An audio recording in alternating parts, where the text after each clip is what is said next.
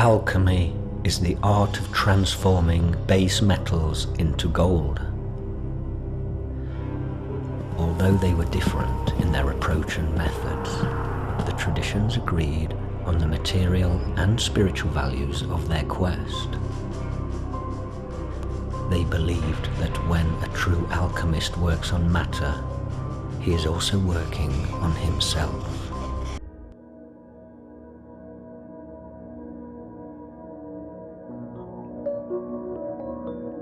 The alchemy manuscripts of Sir Isaac Newton had been hidden for centuries by his heirs, but in 1936 they were finally auctioned.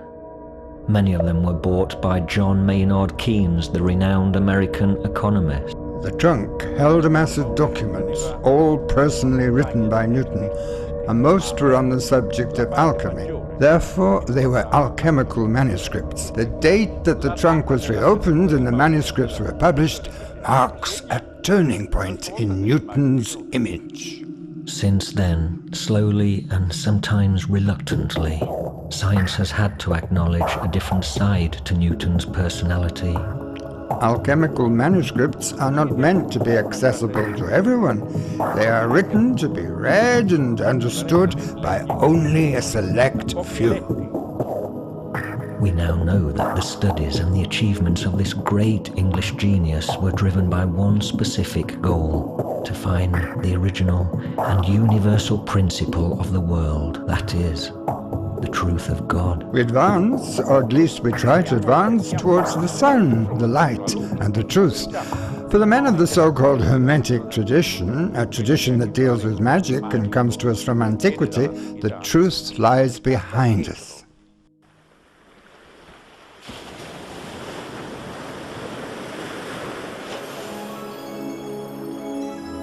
The pebble, or a prettier shell than ordinary, whilst the great ocean of truth lay all undiscovered before me. It's true that scientific research has aspirations that are not in themselves scientific. For example, in modern physics, the search for simplicity is fundamental. In other words, the idea that the deeper we go inside matter, the more elementary the laws become. The Standard Model, that is the system in physics that attempts to explain the nature of the universe, is subjected to a final test. The results of experiments using the latest innovative technology, such as particle accelerators, will give the definitive answer: positive or negative. The Higgs boson is the missing link in the current theory of elementary particles. The Higgs boson, the God particle dark matter symmetry breaking, just a few of the elements that might explain how matter is formed and transformed. It's a sign of supersymmetry, a new relationship whose most interesting feature is the connection of particles with totally different characteristics. Which is the secret that alchemy has always pursued. Every theory has a limit, and no one can say what might be found beyond this limit.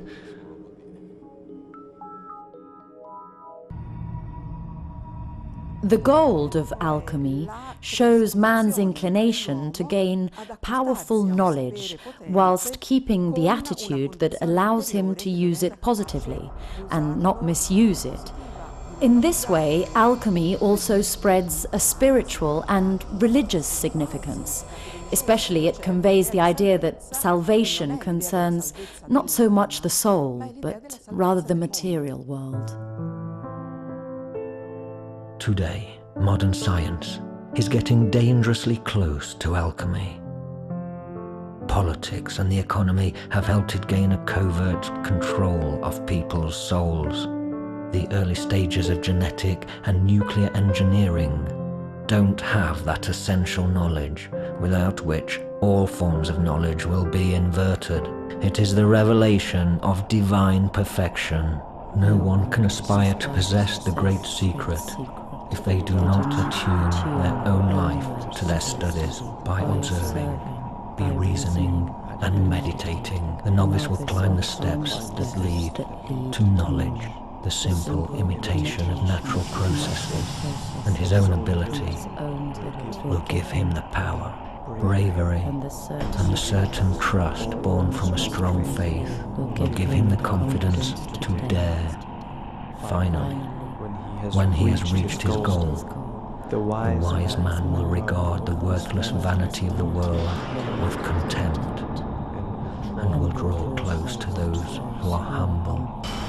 As a voiceless disciple of eternal nature, he will remain faithful to his vow of silence in goodness and in science.